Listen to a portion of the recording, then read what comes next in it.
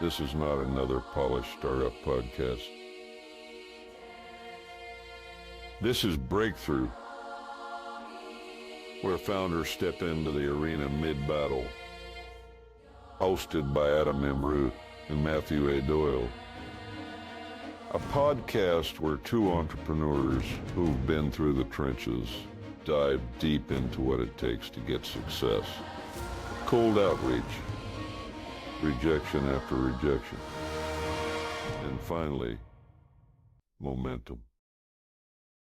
Welcome to Breakthrough, the podcast where we expose the raw, unfiltered reality of building a startup. I'm Adam Root. We're not here for the glossy success stories. We're here to uncover the blood, sweat, and tears of building something from nothing. And today, I'm incredibly excited to have Sandra Geitz here in the arena with us. Sandra's a growth lead at Chatbase. Now, if you don't know Chatbase, it's one of those in-the-trenches success stories. It started as a simple AI tool that let you chat with a PDF, but Sandra and her team have scaled it into a full B2B platform that lets any business add an AI chatbot to their website, customer support, lead gen, sales, everything. And when we say scale, we mean it. This isn't a slow burn project. Chatbase is a rocket ship. It's currently at 7 million ARR and pushing past 500,000 in MRR. What's most impressive is how they did it. With no employees, none, zero, they got to 60,000 in MRR in the first 4 months, all from a launch that started from the founder just tweeting 16 Twitter followers. Now they've scaled the team, still lean to 12 employees led by Sandra. And Sandra's the one in the driver's seat for that growth. She's also the co-host of her own podcast called The Morning Maker Show, so she knows this world inside out. Sandra, welcome to the show. Thank you so much. That was a lovely, lovely intro. The last name was perfect. People always struggle by that. So good job, good job. But yes, thank you so much for having me. Yeah, so excited to have you here as well. Quick note today for our listeners. My co-host, Matt Doyle, unfortunately couldn't join us due to scheduling conflicts, but he's here in spirits with us. So, okay, let's get into the arena, Sandra. It's great to have you, as we said. We laid out your incredible rocket ship story. But on this show, we don't live in the highlights. We live in the messy middle. Can you set the stage for us? What does the real day-to-day look like in the trenches of managing growth for a rocket ship like your company? Yes, so Chatbase has been around for the past 2 years. As you said, it launched as AI PDF chatting. The best thing about it and why people kind of got stuck with it because the timing was also perfect. In the same time, OpenAI released their own version of chatting with AI, and we all had an opportunity to experience the possibility. So it was just like, there is always a story in the startups, like what is the perfect formula, and timing is one of that. So we kind of went from Yasser was a solo founder, and after 6 months, he saw the possibilities of what Chatbase can be. And immediately, kind of went in everything you make, you kind of invest immediately. So this is how 2 years later, we got to these really great numbers. But to answer your question, I mean, being a growth lead in Chatbase means that you need to take a look at the bigger picture and then check all the channels that we are using and see if they are working and what's not working, and kind of be prepared of ups and downs all the time. I love that. I love that because it is ups and downs. A lot of people forget that, one channel might stall out and then you got to go to another channel. But I want to really dig into that. So as we were kind of talking earlier, our audience is full of founders who think that they need to hire a growth hacker. And you were saying how, there's kind of this perception versus reality that you were talking about earlier. And I want to focus on that first 100 customers. I want to say, before you get into the channels, before you just blow 6 months on SEO, before you blow all your bootstrap money on paid media, what do you think is that first thing that these founders need to do to go from 0 to 100 customers? So I've started kind of like my journey, and you mentioned my own podcast, Morning Maker Show. The whole point of that podcast is to showcase great and successful founders. And a great successful founder doesn't mean a person that has a great successful product. And that's like the biggest difference or misconception people have. For me, a great founder is a person that is out there and is talking about ups and downs all the time and is forming pretty much his image to the world. And that means that he's not afraid of testing, he's not afraid of building, he's kind of in the space of understanding the audience. And as I mentioned, people don't like that, the people don't like to be called like building your own image, but that's exactly what a great founder today understands, that he needs to have certain image on some channel that he can expose the product that he's building. We are entering era where building is becoming a little bit easier than before. So forming yourself as a person that is willing to build products and that is willing to fix problems in the world and he's trying and doing stuff is super, super important. And I think that's like what I see in successful founders is exactly that. So, example, Yasser, he pushed that tweet to 16 people. You would think it would not work, but it did work. So you need to have that brave moment in yourself to continue after that as well. So that's kind of... Love it. I love it because I think building in public as well as having a public image as a founder, that's something that I advocate for as well because, it's so easy now. You could go on Lovable. You can use all these like build tools to just build something. But if you don't have that personal connection with your customers or your prospective customers, then no one cares anymore. And so I love how you're talking about advocating for building a personal brand. I love how you said also sharing the ups and downs, because one of the things that makes a story much more interesting, as a fellow storyteller, is that it isn't linear. There is peaks and valleys, and you have to go in and be willing to be brave, as you said, to share that. I love that. I think for our founders listening now, post it. Just post it. Get out there and start being visible and sharing that story. That's really great advice, Sandra. I love that. Essentially, what you're trying to do is bring people into your own story. So you want the people to follow your kind of like process of building and putting that product into the world. If you are lucky enough to have like the audience already included that will buy your product at the end of the day, that's even better, because then what you're seeing is that you are getting feedback that you need immediately, but in the same time, while you are implementing that feedback, you are also building your buyer persona and you are communicating with them from the start. And that's like that's the magic of like building a startup today, because you are not someone who is like stick to, the room and building the product. And then you spend 6 months on building the product. And once you are out, you don't know where to find those people. But in this way, you are sending and spreading your message pretty much and building with the people that will become your buyers later on. I love that because, it's taking their feedback in real time. And I think that's one of the great tools that AI, especially like a Lovable or something like that allows you to just push a prompt and you can make a change really fast. You don't have to wait. It's like when I was a founder all these years ago, we'd have to push out a feature. It would take a month, 2 sprints at least to go out there and push out a feature. And then who knows if it would work or not. We had no idea. It was kind of like the build, measure, learn loop.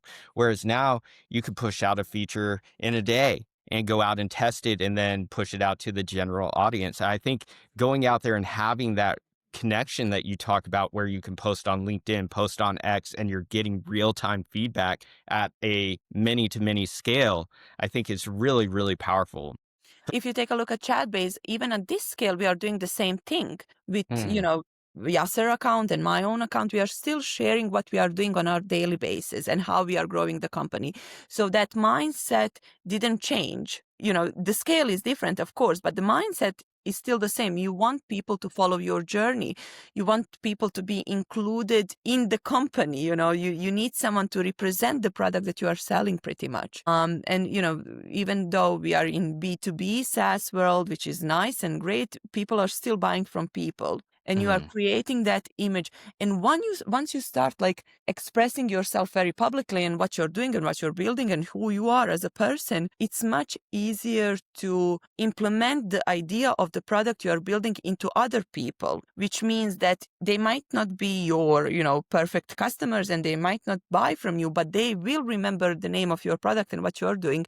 So when someone asks them, you will be on top of their mind. I love that. And I think that's such a key point. So at this scale, now that you're at nearly 500,000 MRR, and you're getting a swarm of tweets and a swarm of probably DMs on LinkedIn and things like that. How are you managing that? You know, because it's one thing when you're early stage and you're just having one-to-one conversations on those channels. How do you manage that kind of scale now? Are you looking at dashboarding and tools to pull that in, things like Hootsuite, or what are you using to manage that kind of scale? I mean, it's still that coffee time and your phone and trying to scroll everything and see what's happening and answer those messages. That doesn't change, like there's not the great conversations always reach to me. Like I always find them. That's not a problem. So the scale itself doesn't matter. As I said, the mentality is still the same. The great tweets will come to you, great LinkedIn posts, someone will share it to you, someone will send it. So it's like, and it's pretty cool to see that kind of what people are doing and building with the product. I love that you still have that one-to-one kind of conversations with people, even at this scale, because I think those moments become magical for the person who is having it, right? Like Yeah. if someone reaches out to, your founder and the founder responds, or they reach out directly to you with a question and you respond, that just kind of creates that magical moment, because a lot of people don't think that it's actually you, or you have someone going in and actually managing your social. But I love how you don't do that, because I always hate when founders go out and they get, some entry level person to go manage their social. I'm like, that's your brand. The very first thing you should do is never let someone manage that, because then you kill your brand that you work so hard to get to the point where you need someone to manage it. Yeah. And what's interesting? What I saw, we have like customers, quite big customers that DM me on LinkedIn. We have customer support and we have this whole process and etc.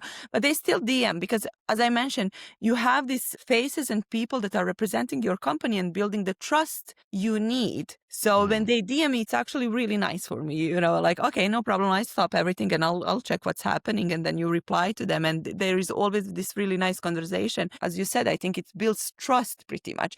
And even if it's one customer and it's not like scalable, it's still a conversation you have, and that person might mention you somewhere. And so it creates this whole loop, which I love. I love that. And so now we get into, I want to kind of go and say, we got the personal brand, we got the building in public through peaks and valleys, highs and lows, and sharing that. And then also the one-on-one conversations. I want to get into these kind of other channels. So, we were talking earlier about how a lot of founders are saying Meta is just dead. It costs too much. We can't get the CAC tail that we want, that we're really getting. And then SEO, a lot of people are saying SEO is dead because, no one's going to web pages anymore. They're just asking ChatGPT for things. And so with all these changes that are happening, what's kind of your playbook now? What channels are you leveraging to go out there and continue to hit those growth levers? You mentioned ChatGPT and SEO and how SEO is dying. It's like very interesting conversation, because I can see ChatGPT becoming like one of top probably conversion channels for us. The reason why it's becoming one of the top channels is because of SEO. So I wouldn't say something is dying. I think people love like these big titles, like headlines, or something is dying and etc. But nothing is dying pretty much. Like you can, if the channel is right for your audience and your product, you can find ways to work. So that was just an example with ChatGPT. Great conversion for us. It's happening because we had really good SEO, and then we are popping into these AI searches as well. So you mentioned, are you still creating content then and still creating like traditional kind of Absolutely. SEO? You are. Okay. So would you advocate to continue to write like blog articles and continue to do the stuff that and link building with high domain authority, and that's Yes. still getting and that's Yeah. still getting results? We are still doing that very actively. Actually, Monday is the day for SEO for me. So I'm like, I check all the data and statistics. But The reason for that is like some things will not change. And if they do change, they will influence something other. In our case, it was ChatGPT search or AI search in general. I've seen many companies now building products for ChatGPT search or AI search, but in general, it works because of the great SEO, backlinks, domain, and etc. So if you want to kind of, and this is just, what I've seen in our case, but if you want that AI search moment, you need to have great content on your website. It needs to be linked. You need to be connected with other websites as well that are writing about you.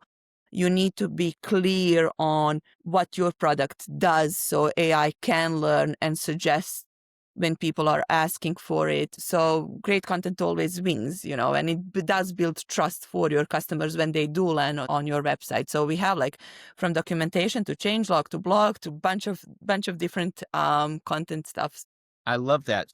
It seems like all this hype, you mentioned this, all this hype with all these like AI, optimization tools and things like that reminds me a lot of like when the App Store first came out. There's a lot of App Store search optimization and things like that. But really, it seems like what still wins the day is creating great content. So what's your playbook for creating that great content? Is there like, we publish 5 days a week and then we are active on social channels and push out things like that? Like, what's your content strategy look like? I mean, we have something that we call like SEO blogs. That's like traditional written content that you pop up on Google, like the best AI customer support things and etc. And that kind of goes out. We have like 5 of them on a monthly basis. But then we have a bunch of use cases that we are sharing that are also SEO optimized.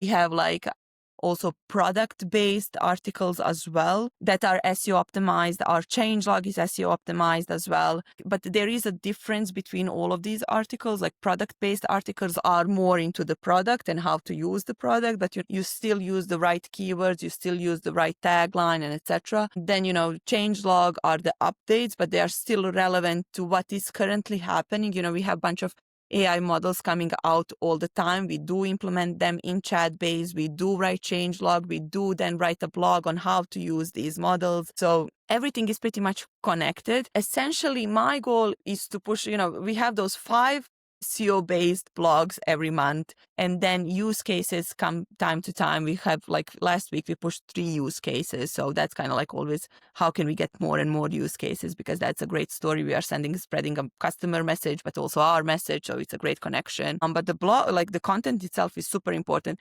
And what is also important, usually people forget that the content on the website is not the only content that exists. There is also social media content.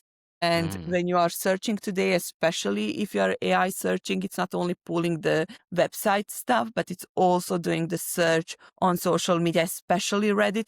So there is like this content you need, when you are thinking about the content, there's like multiple entering point when it comes to content. That's really interesting. You're the second person I've talked to and that said Reddit is really, really big. And a lot of founders I see are ignoring it. It's like, oh, that's Reddit. That's where people talk about video games and things like that and stupid things. No. But I'm hearing more and more that Reddit is really important. So let's get tactical. Let's dive into that. What are you creating for Reddit? What's your content strategy for Reddit kind of look like? I think most of people are scared of Reddit because people on Reddit are in general mean. They are mean because they are hiding behind the avatars. On LinkedIn and X, we have our like first and second name, a description of who we are, almost like you could potentially find someone home address. So we are very like open on those social medias. On Reddit, you have people that are hiding behind hiding behind avatars and fake names, and then they are being also honest. And that's a great thing. I mention all the time founders that are just building the product, just go on Reddit. They will tell you the truth about your product. But yes, Reddit is a great channel. My approach to Reddit, it depends. It depends if we are launching something. It depends if, I don't know, I think we spoke before the actual podcast. But I've mentioned about brand search, which is really important for any startup, and it's closely connected to multiple different channels you are using. So if our brand search is lower, Reddit is a great entering point because you have ability to create a content that might go viral in the sense of reaching to more people than expected if you have like these certain hooks that Reddit loves. And that kind of influence also your brand search. So depending of the situation, if you are launching something new and I want people to kind of know what Chatbase is, I would go to Reddit. If I'm seeing that the brand search is lower than it should be, I might go to Reddit because that channel is not something that we are using all the time. Like, Google ads, like social media, like SEO. It's not something that we invest time, but it works like magic when you need it. So when you go and you create content on Reddit, and basically what it seems like to me, Reddit, for those that aren't familiar, you do a post and then people can upvote it or downvote it, and then it goes into a specific thread, right? So you can kind of categorize it. But for, let's say, a B2B SaaS company, what are you posting on there? Are you just posting like a feature release and saying like, hey, this is what we kind of built? I mean, what would you post? For B2B SaaS companies, you have a great subreddit called B2B SaaS pretty much, or it's SaaS. I think there's B2B, there's SaaS. In my case, I usually talk about Chatbase. When I say Chatbase, I mean how Chatbase was formed, who is the founder, what channels we are using to create this success, how we are competing with others. So it's usually educational content, advices we saw, product. When I'm talking about product, how did we decide to build certain features, how the customers were influencing. So it's mostly educational content that works really well on Reddit. But to create educational content for Reddit, you need to have kind of like history or something to share, if it's failure or it's a win-win situation. But it has to be kind of like teaching moment for others. That works really well for Reddit. And you can find great subreddits like from customer support, which is in our area pretty much, to being in B2B SaaS world, SaaS only. So there are a bunch of subreddits that you could position yourself. But educational content in general works really well. Oh, that's very super insightful because Yeah. I think, a lot of founders are just overwhelmed by this. And I think that's one of the kind of next things I want to talk to is once founders get to a point where they do need to hire a growth lead like yourself, it's a huge pitfall for them. They either hire a marketer too soon and waste cash, or they wait too long and they're overwhelmed and burned out. So from your kind of in the trenches view, what's the real signal for a founder to stop doing marketing themselves and make that first growth hire? You need to have one channel that is working for you. That's something super important. It could be X, it could be from social media to SEO. Something has to work and something has to give you the money. That's the most important part. Like in Yasser's case, he reached 60,000 alone. So that was for him a sign, okay, this product is working. I need to concentrate on how to scale the product itself while someone is scaling the content, the marketing, and etc. So when you are hiring someone, you need to be confident enough that they are coming to scale other channels too, but not to make a huge difference to what you're already doing. So when I joined Chatbase, I didn't came like with this bunch of ideas, oh, we need to do this and that and this. I was there to support what is already working and make sure that we squeeze from these channels as much as we can and to test one thing at the time to see what's the next step for Chatbase. I love that. So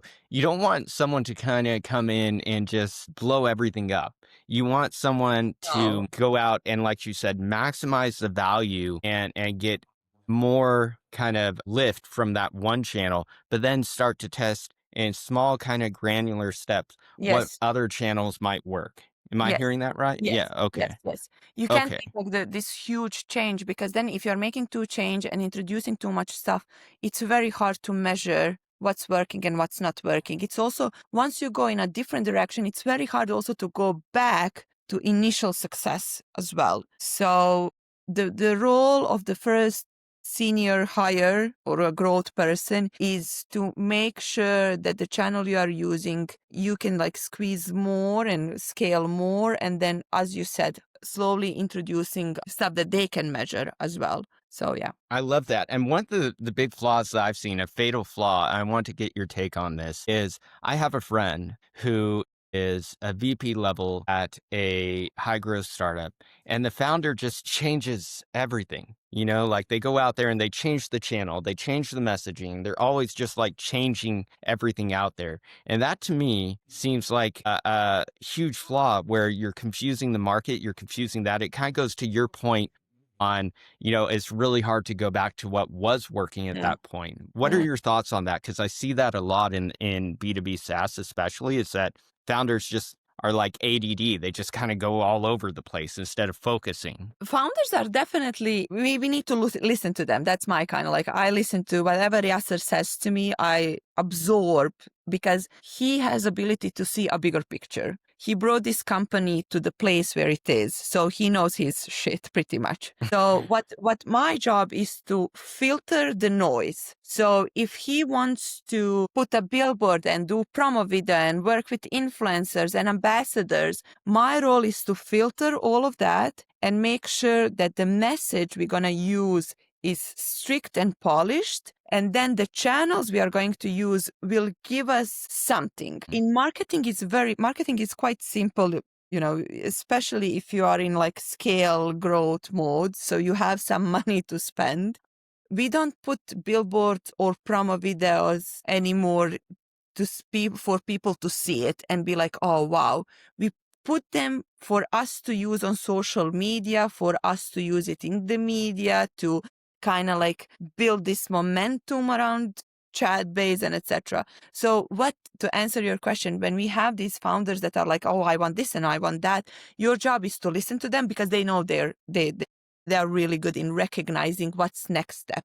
And they've done that with the product. In Chatbase, it was like, okay, we are implementing AI into this very boring world of customer support. We need to, be on top of that. And our competitors can't reach us because we are a startup and we are fast and we need to make a product simple. They are doing that with marketing as well. So our job is to filter all of this noise, take their message and be like, okay, we can create this one line and do this channel and that channel. And let's test that and see later on if we can scale that. I love that. And so you mentioned something that I've been hearing a lot of founders do, which is billboards. And I want to get your thoughts on that. So you were saying about billboards, but not for their traditional use case. Can you dive into that for a little bit and just tell me what your playbook is with that? Yeah, I mean, I love billboards. Okay.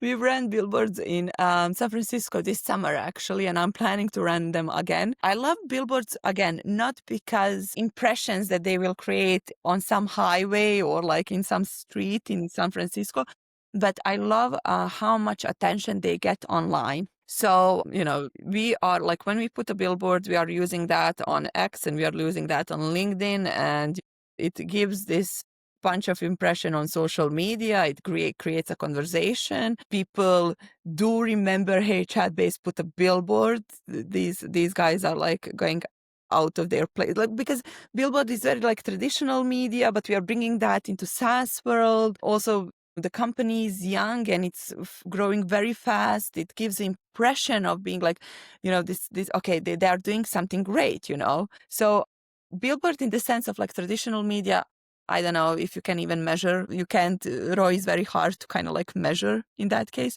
but for social media is very good. So I've heard that the strategy with billboards is to say something outlandish. So, you look at like Elatison, or you look at these kind of AI startups where they said, never hire a human again, or whatever was on the billboard. What are your thoughts on that? Do you need to be somewhere outlandish to get attention on social media? No. Okay. No. I think those guys just have like bunch of money to spend and they are ready for the conversation. Like you've mentioned few of them. I don't know if you followed like the Friends that they run in New York and San Francisco. I mean, in that, like Friends were very interesting because it was absolutely ruined and everyone called on them. And it was this huge conversation of like what friendship is becoming.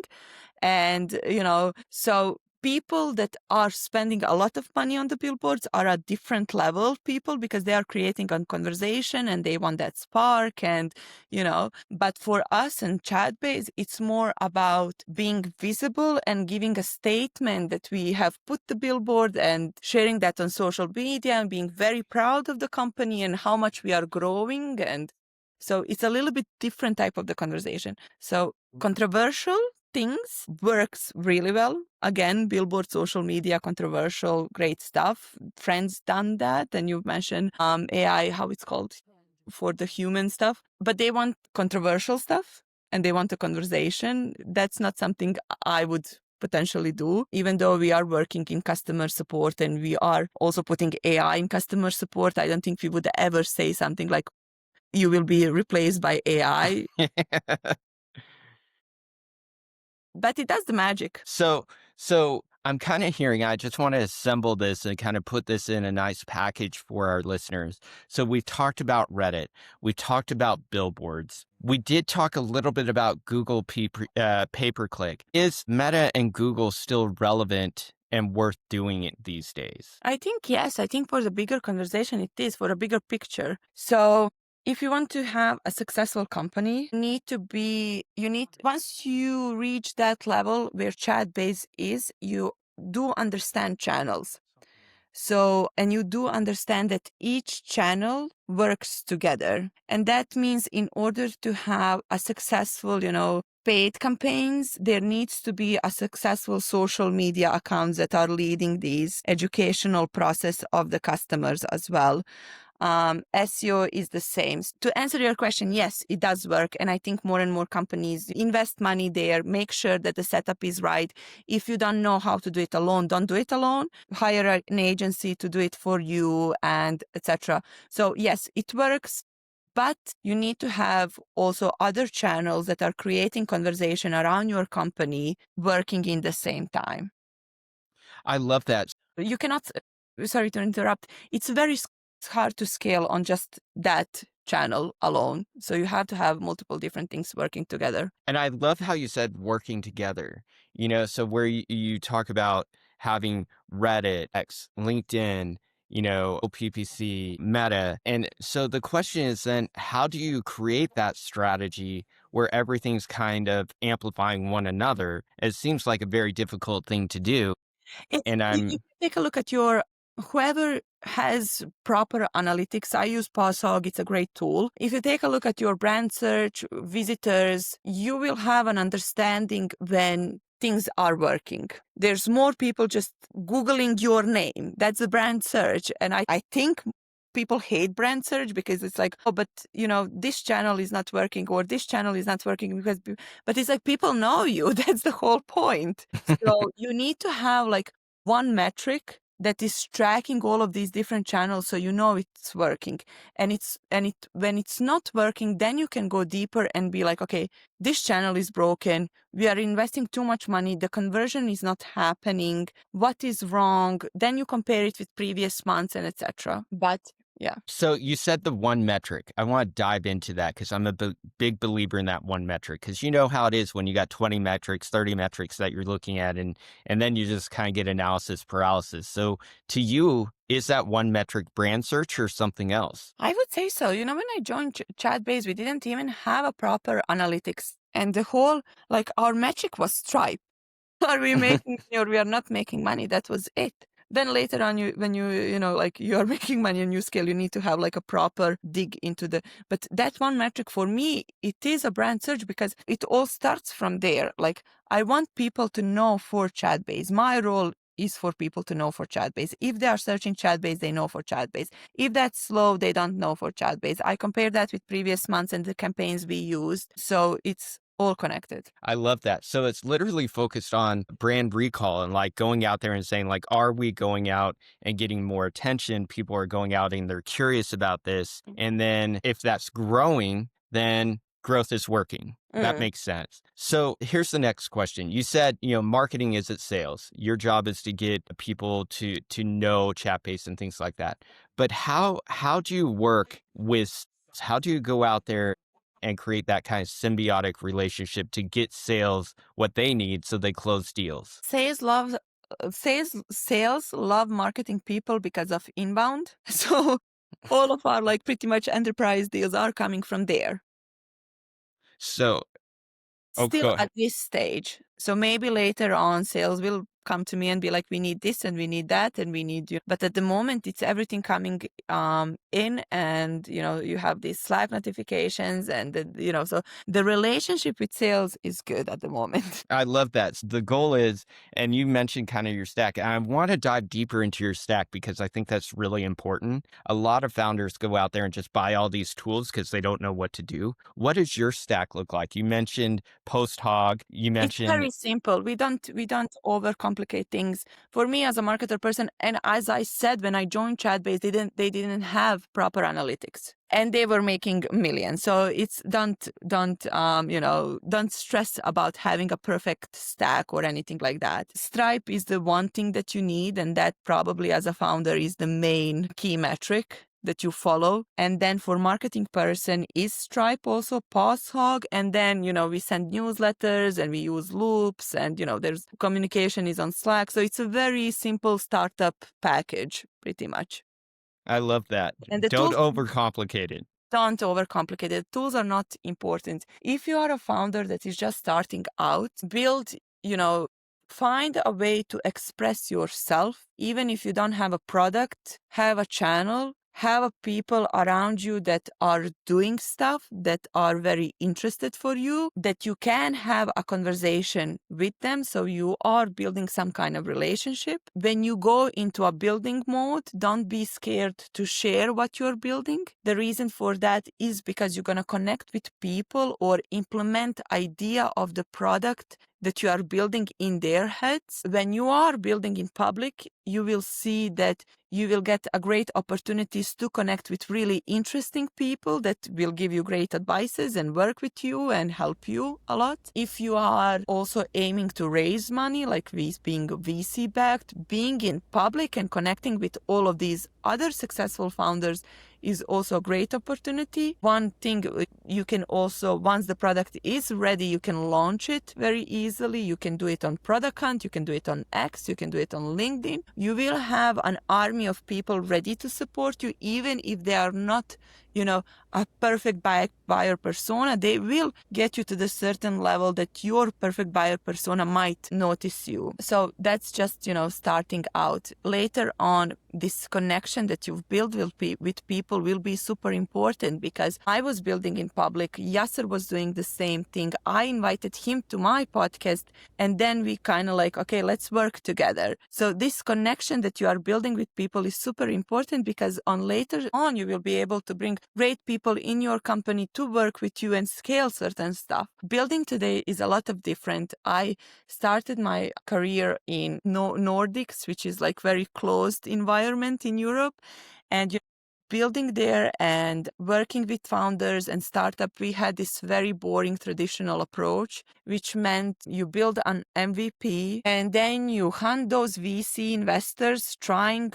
to get someone's attention with that MVP, and it doesn't work. If you have a good connection, it might work. For most of the people, didn't work. So you can imagine how many great projects and startups pretty much died because of this mindset of traditional, like let's build this MVP and try to like sell it to investors rather than selling it to customers. And today approach is a really, really different, and most founders are not doing that anymore.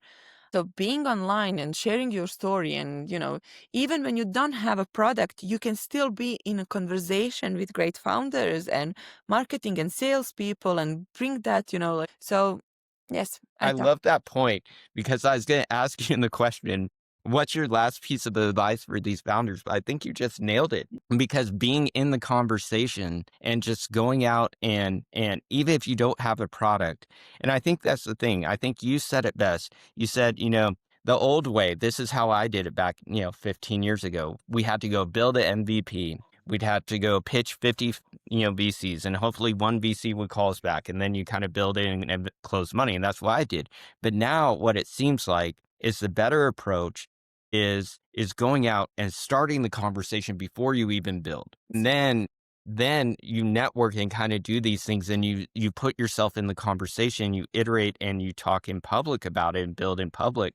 But I think just to really hit this point home, imagine you got a founder right now, and the founder is listening, and he's going out there. He's like, I'm on LinkedIn, I'm on X, I'm on, Reddit, but it's just crickets. No one's talking to me, because that's the biggest thing I seem to hear with these guys is Mm. how do they go out and build that following so they can get attention. So when they do build in public, they get someone to actually give them feedback. Because right now, what I'm hearing with these founders is, you're a rare case. Chatbase is a rare case where they had 16 followers and then scaled from that to what they are now. If the founder's got no audience, he's got no attention, how do you go out and build that attention so you can get all of these things?